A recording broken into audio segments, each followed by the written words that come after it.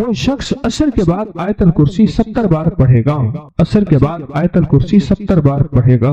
آیت الکرسی کے 3 عمل ہیں عصر کے بعد، عرض کر دوں۔ ایک عمل یہ ہے کہ عصر سے لے کر مغرب تک مسلسل آیت الکرسی پڑھتا رہے، اور جس وقت مغرب کی اذان ہو اور اذان میں مؤذن اللہ اکبر کہے، یہ سجدے میں چلا جائے، کیونکہ اذان سے پہلے سجدہ نہیں ہو سکتا، سجدے میں جائے اور اللہ سے اپنی فریادیں اور درخواستیں اللہ کی بارگاہ میں پیش کرے، اور جو مانگے گا سو ملے گا، اور ادھر اذان ختم ہو، ادھر اس کی فریادیں ختم ہو جائیں، اور اس سے سجدے سے سر اٹھا لے۔ 7 ہفتے نہیں گزرنے پائیں گے، رب مرادوں سے جھولی بھر دے گا۔ ایک تو یہ عمل ہے عصر کے بعد، یہ عمل ہے جمعے کے دن کا، ہر جمعے کے دن عصر کے بعد، یہ جو میں نے عرض کیا کہ عصر سے لے کر مغرب تک مسلسل یہ پڑھنا ہے۔ ایک عمل ہے جس کے ساتھ جمعے کا تعین نہیں، جمعے کی قید نہیں ہے۔ وہ عمل کیا ہے؟ وہ عمل یہ ہے کہ ہر نماز عصر کے بعد 70 بار آیت الکرسی پڑھنی ہے، اور اپنی مشکل، اپنے مسائل، اپنی ناممکن کا تصور کرنا ہے، کیونکہ وہ ممکن ناممکن اصل میں میرے آپ کے لیے ہے۔ یہ ناممکن ہے، یہ ممکن ہے، یہ ہو سکتا ہے، یہ نہیں ہو سکتا، یہ تو کیس ممکن ہی نہیں ہے، یہ میرے آپ کے لیے ہے۔ اللہ جل شانہ کے لیے، میرے رب کے لیے کوئی ممکن ناممکن نہیں، میرے رب کے لیے ہر چیز ممکن اور ممکن ہے۔ ایک اور عمل ہے جو میں عرض کر رہا ہوں ابھی، 70 دفعہ ہر عصر کی نماز کے سلام کے بعد اسی جگہ بیٹھے ہوئے آیت الکرسی پڑھنی ہے، اب آخر 3 بار درود پاک، اور ہر دفعہ بسم اللہ الرحمن الرحیم کے ساتھ۔ اور ایک تیسرا عمل ہے، وہ بھی آیت الکرسی کا ہے۔ قبولیت کے لمحات دیکھیں عصر کے بعد، کہ میں قبولیت کے لمحات بتا رہا ہوں۔ تیسرا عمل ہے، اور وہ ہے صرف 7 بار، صرف 7 بار۔ جو شخص صرف 7 بار عصر کی نماز کے بعد آیت الکرسی پڑھے گا، اللہ جل شانہ 7 زمین اور 7 آسمان کا نور اس کو اسی وقت عطا کر دے گا۔ 7 آسمان اور 7 زمینوں کا نور میرا رب اسی وقت اس کو عطا کر دے گا۔ یہ چھوٹا سا لفظ کہہ گیا ہوں میں، اور چھوٹے بولوں میں کہہ گیا ہوں، اور لفظ بہت بڑا، اس کی تاثیر بہت بڑی، اور اس کی طاقت بہت بڑی ہے۔ بس میں کہہ گیا ہوں اور آپ نے سبحان اللہ کہہ دیا، یقیناً آپ کے دل سے نکلی سبحان اللہ، لیکن 7 آسمان اور 7 زمین کا نور گمان میں نہیں۔ اللہ نور السماوات والارض، 7 آسمان اور 7 زمین کا نور جس کو مل جائے، میں کہتا ہوں اگر نور کی ایک کرن مل جائے، اور نور کا ایک قطرہ مل جائے، اور نور خشخاش کے دانے کے برابر مل جائے، یہ ساری کائنات جگمگا جائے۔ غاروں کے اندر اور سمندر کے نیچے کائنات کی آخری تاریکی ہے، بہت اندھیرا ہے سمندر کے نیچے، سائنس کہتی ہے سمندر کے نیچے میلوں گہرا سمندر نیچے، وہاں بھی نور ہو، اور وہاں سمندر کے نیچے کالا پہاڑ ہو، اور کالے پہاڑ پہ ایک کالی چونٹی چل رہی ہو، اور کالا کیڑا چل رہا ہو، اس کے قدموں کی آہٹ، اس کی چلنے کی کیفیت اور اس کا انداز اب سارا کا سارا دیکھ لیں گے جب یہ کیفیت ہو۔ کون سی؟ کہ نور، ایک صرف خشخاش کے دانے کے برابر نور اللہ جل شانہ کا اگر آ جائے، اور جس کو کائنات کے 7 آسمان اور 7 زمین کا نور مل جائے۔ نماز عصر کے بعد صرف 7 بار آیت الکرسی پڑھیں۔ اب بولیں 7 بار آیت الکرسی پڑھنے میں کون سی دیر لگتی ہے؟ ایک وظیفہ ہے جمعے کے دن عصر سے مغرب تک آیت الکرسی پڑھتے رہیں، گڑ گڑا کے، بھکاری بن کے، محتاج بن کے، اپنے مقصد کا تصور کر کے، اور جس وقت مؤذن اللہ اکبر کہے سجدے میں اللہ سے فریاد۔ جو صبح اور شام یہ 3 صورتیں پڑھ لے، فرمایا یہ تمہیں ہر چیز سے کافی ہوگی۔ حضرت عائشہ صدیقہ رضی اللہ تعالی عنہ سے روایت ہے کہ آپ نے فرمایا جب بستر پر سونے کے لیے تشریف لاؤ، اپنی دونوں ہتھیلیوں کو اکٹھا فرماتے۔ آپ جب بستر پہ سونے کے لیے تشریف لاتے، اپنی دونوں ہتھیلیوں کو اکٹھا کرتے۔ اب آپ دیکھیں یہ عمل ہے۔ ایک بندہ کہتا ہے کہ ہتھیلیوں کو اکٹھا کرنے کی کیا ضرورت ہے، ایسے ہی پڑھ لے۔ یہ ابکری والے یہ عمل کہاں سے لے آئے ہیں؟ اس کی ناواقفیت ہے، اس کے علم کی کمی ہے۔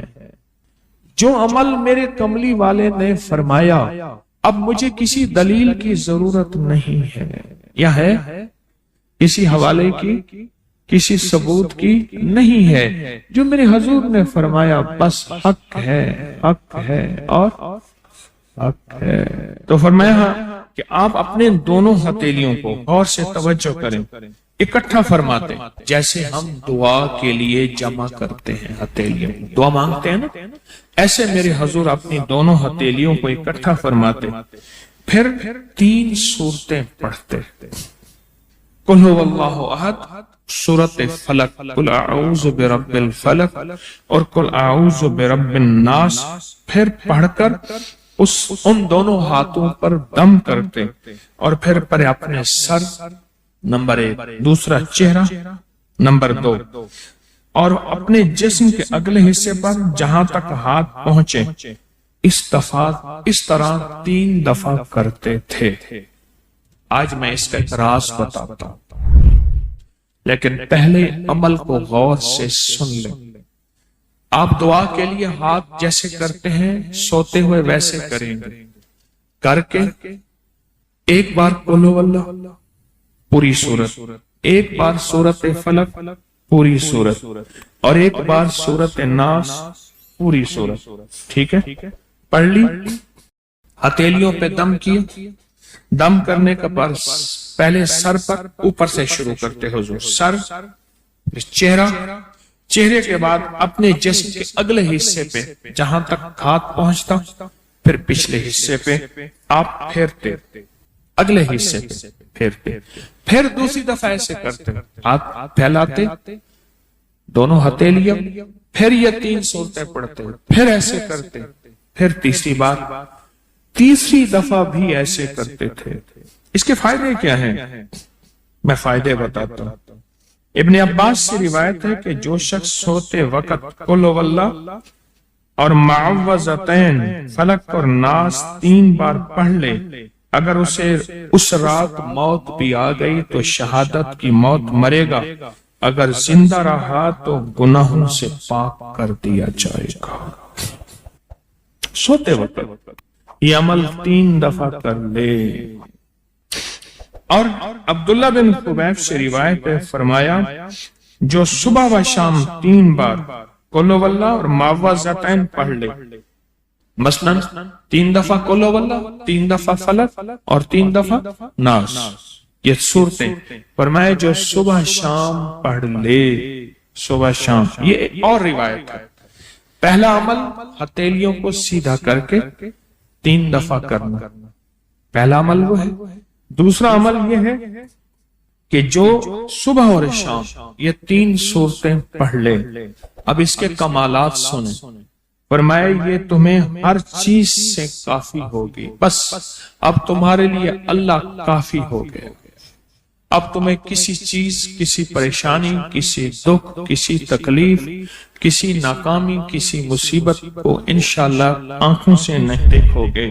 یہ جو ہم دعا کے لیے ہاتھ پھیلاتے ہیں یہ دراصل کشکول ہے کہ مولا میں خالی ہوں، میں فقیر ہوں، میں منگتا ہوں، میں پیاسا ہوں، میں عاجز ہوں، اور تو شہنشاہ ہے، مجھ فقیر کو عطا فرما۔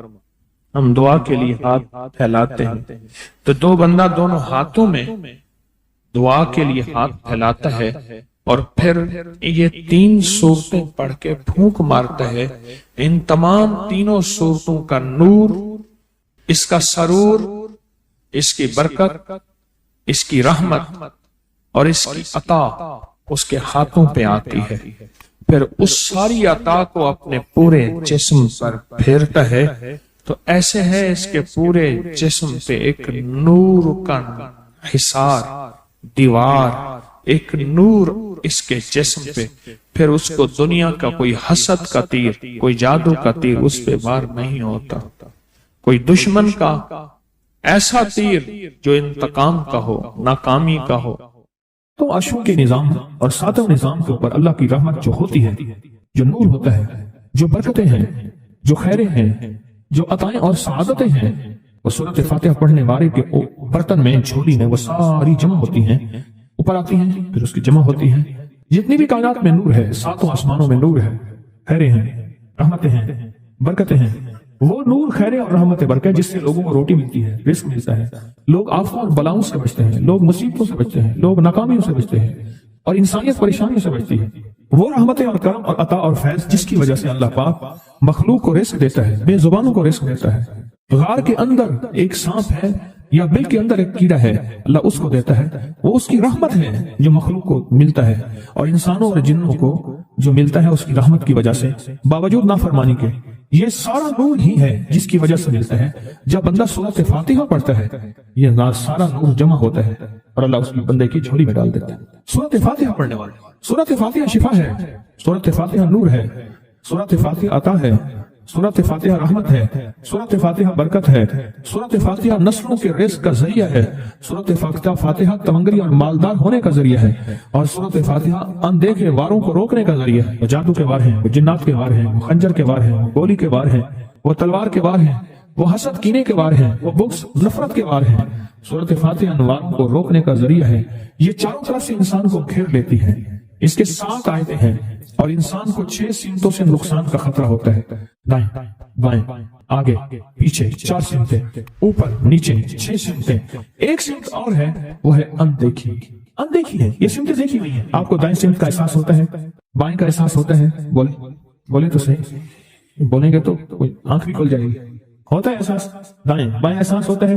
اچھا اوپر کی سمت کا احساس ہوتا ہے، یہ اوپر ہے۔ کبھی آپ نیچے کو اوپر نہیں کہتے، اوپر کو نیچے نہیں کہتے، احساس ہوتا ہے۔ ایک ایسی سمت ہے جہاں سے یا رحمت آ سکتی ہے یا عذاب آ سکتی ہے، وہ اندیکھا نظام ہے۔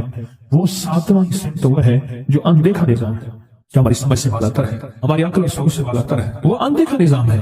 سورۃ فاتحہ کی 7 آیتیں ہیں اور 7 راہیں ہیں جہاں سے عذاب بھی آ سکتا ہے، بلا بھی، وبا بھی، مصیبت بھی، قحط بھی، مرض بھی، ذلت بھی، علت بدلنے کی شکل میں۔ قرادۃ خاشعین، ہو جاؤ ذلیل بندہ۔ مولا یہ سیدھی تری غضب کے راستے ہیں، اندھیاں، ہوائیں، طوفان، آفات، بلیات، کبھی چڑیوں کی شکل میں، کبھی خون بن جانے کی شکل میں، کبھی جوں کی شکل میں۔ اے سخی آقا جتنے بھی ہیں یہ تیرے غضب کے راستے، بیماریاں، وبائیں، تکلیفیں، ظالم بادشاہ دشمن کی شکل میں، جادو جنات کی شکل میں، آفات بلیات کی شکل میں، اے سخی آقا میں ان سے تیری پناہ چاہتا ہوں۔ حقیقتاً فاتحہ انعام کے راستے، سارے ملنے کے راستے دے کے اور سارے چھیننے کے راستے، لفظ پہ غور کیجیے گا، لفظ پہ توجہ کیجیے گا۔ ملنے کے سارے راستے اور چھننے کے سارے راستے، ملنے کے سارے راستے کھل جاتے ہیں اور چھننے کے سارے راستے بند ہو جاتے ہیں۔ چھننے کے سارے راستے، یہ غضب سے مراد چھن گیا، غضب نعمت چھن گئی، عطا چھن گئی، رحمت چھن گئی، اولاد چھن گئی، رزق چھن گیا، عزت چھن گئی، صحت چھن گئی، بصارت چھن گئی، گردہ جگر چھن گیا، دل کی تکلیف دل چھن گیا، حالات میری زندگی میں گردش ایام، میری زندگی سے سکھ سکون چین راحت، یہ سب چھننا، یہ سب چھننا یہ غضب ہے، اور سب ملنا یہ نعمت ہے۔ جب سورۃ فاتحہ پڑھ رہا ہے وہ انعامات کے دروازے کھلوا رہا ہے اس کی شان کریمی سے، وہ انعامات کے دروازے کھلوا رہا ہے اس کی عطاؤں سے، وہ انعامات کے دروازے کھلا رہا ہے اس کی برکت سے اور خزانے سے۔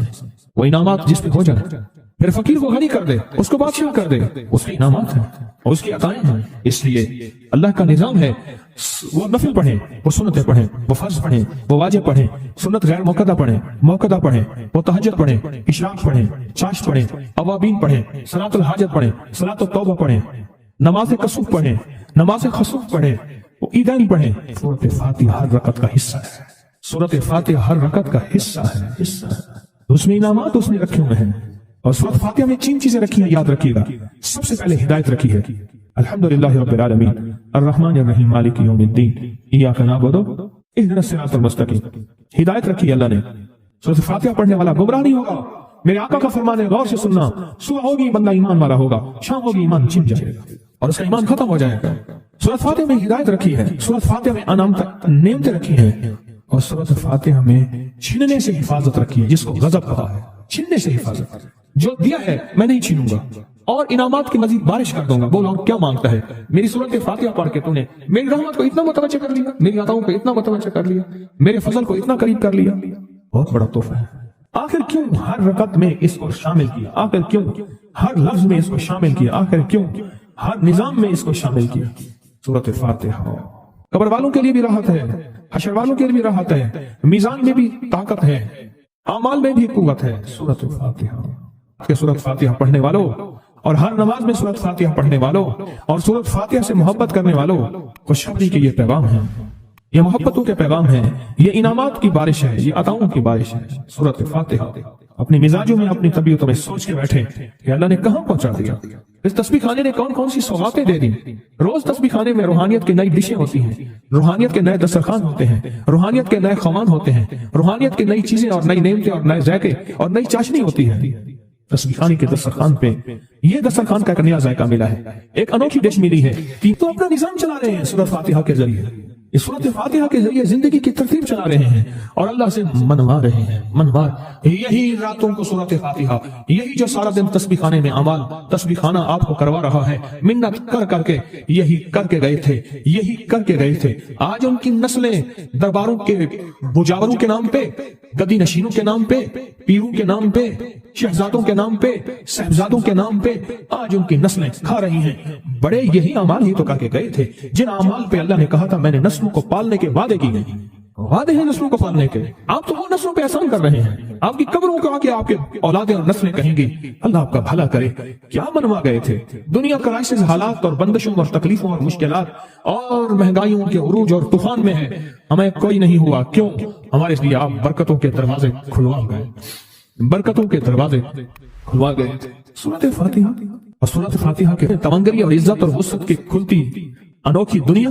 اللہ اللہ میری زندگی کے سالوں گزرے، میں نے راتوں کو ایام پڑھی ہے، میری زندگی کے سالوں گزرے ہیں، میری زندگی کے سالوں گزرے ہیں. سورۃ فاتحہ نیک جنات کا مرغوب ترین وظیفہ ہے، محبوب ترین وظیفہ ہے. نیک جنات کا بہت مرغوب وظیفہ ہے سورۃ فاتحہ. نیک جنات بہت پڑھتے ہیں، بہت محبت کرتے ہیں. اور جو بندہ سورۃ فاتحہ بہت زیادہ پڑھے، بہت زیادہ پڑھے، بہت زیادہ پڑھے، بہت زیادہ پڑھے، سوچے میں نے اس لفظ کو کتنی دفعہ دہرایا ہے. نیک جنات اس کے دوست بن جاتے ہیں. کبھی جنات کو تابع کرنے کے لیے غلام بنانے کی کبھی نہ سوچنا، نسلوں سے انتقام لیتے ہیں. ان کی دوستی بہترین اگر خود بخود بنے تو، اور ان کی دشمنی بدترین ہوتی ہے. دوست بن جاتے ہیں، محبوب بن جاتے ہیں، محبتیں کرتے ہیں، الفتیں کرتے ہیں، نعمتیں اور حیرت انگیز تحفے. کیا بتاؤ سورۃ فاتحہ. تو سورۃ فاتحہ پڑھنے والوں کو مبارک. آج کے بعد اپنی زندگی میں سورۃ فاتحہ نہیں چھوڑنی. بس بات میری ختم، بس بات ختم. آج اتنی بات کافی ہے آپ کے. میں نے جو سورۃ فاتحہ کے کمالات آپ کو بتائے ہیں نا، مختصر بتائے ہیں، اتنی بات اس کو ذہن نشین کرنا، اس کو دل کی گرہ میں باندھنا. آپ کو یہ نعمت ملی ہے سورۃ فاتحہ، اور پھر رات کو تنہائیوں میں سارا دنیا سارا عالم سویا ہوا ہے، نیک سو گیا یا نیکی کی طرف چلا گیا، اور گناہگار نے رات کی تنہائی میں گناہوں کی راہیں ڈھونڈی، اور آپ وہیں کبھی آسمان کو دیکھتے ہیں، کبھی زمین کو، کبھی اپنے آپ کو، اور کبھی اس کی عنایت اور عطا کو. کہتے ہیں مولا کون سی ایسی نیکی تھی تو نے ہمیں اس قابل بنایا، اور کون سا ایسا عمل تھا تیری رحمت اتنی متوجہ ہوئی کہ ہمیں اتنی بڑی نعمت کہ ہم سورۃ فاتحہ پڑھ رہے ہیں اور تو نے ہماری زبان کا انتخاب کیا. اللہ یجتبی الیہ من یشاء. یاد رکھنا یہ چنے جاتے ہیں، ہٹ جاؤ، ضرورت نہیں ہے ہمارا نام لینے کی. کتنے بے شمار لوگ ہیں، دیکھا ان کو ناراض ہو کے خبردار میرے سامنے نہ آنا، کبھی میرا نام نہ لینا. اللہ بھی کہتے ہیں آ جا میرے سامنے، کھلے آسمان کے نیچے. اگر کھلا آسمان نہیں ہے تو میرے سامنے ہر جگہ کھلا آسمان ہے. اللہ کے لیے ہر جگہ کھلا آسمان ہے. آ جا میرے سامنے اور میں تجھے اپنے نام انتخاب سورۃ فاتحہ کے لیے قبول کرتا ہوں. یہ وہ میری 7 آیتیں ہیں جس کی ہر نماز کی ہر رکعت کے لیے میں نے لازم قرار دیا ہے. میں تجھے تیری زبان کو بھی قبول کرتا ہوں، تیری حاضری کو بھی قبول کرتا ہوں، تیرے سامنے آنے کو بھی قبول کرتا ہوں. آپ تو پڑھ اور میں خوش ہو جاؤں. اس کا انتخاب ہے اللہ یجتبی الیہ من یشاء. ہم جس کو چاہتے ہیں قبول بھی کرتے ہیں، انتخاب بھی کرتے ہیں، اور کہتے ہیں آج ہمارے قریب کا. اس کریم کا انتخاب ہے، اس کی عطائیں ہیں، اس کا کرم ہے. کتنے خوش قسمت ہے آپ کو سورۃ فاتحہ مل گئی اور آپ سورۃ فاتحہ کے لیے کریم نے قبول کر لیا. بولیں کیا کر لیا؟ کیا کر لیا؟ کیا کر لیا؟ ہاں آتے نہیں ہیں، بلائے جاتے ہیں. انتخاب ہوتا ہے، اس کو اس سے چھین لو، اس کو دے دو. کیا انتخاب ہوتا ہے؟ اس سے چھین لو، اس کو دے دو. اس قابل نہیں ہمارا نام لے، اس نے ہمیں بہت ناراض کیا ہے.